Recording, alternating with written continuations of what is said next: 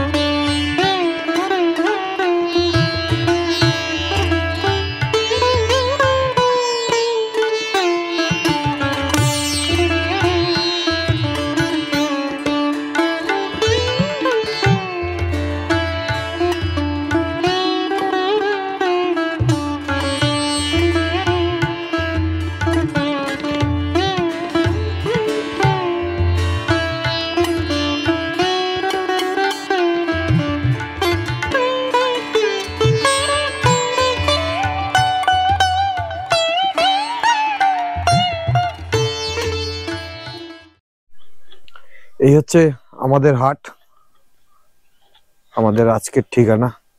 দুর্দান্ত সূর্যের আলো পড়েছে, দেখেছেন কি সুন্দর কাঠের বেড়া দেওয়া রয়েছে, দারুণ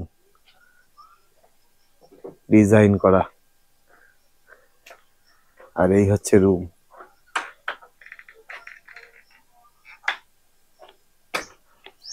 এই হচ্ছে রুম। চলে এসছে, আমরা এখনো কিন্তু নোংরা টোংরা করিনি। এই যে সুন্দর দুখানা বেড আছে, 3 জন শুয়ে যাওয়া যাবে এই বেডে।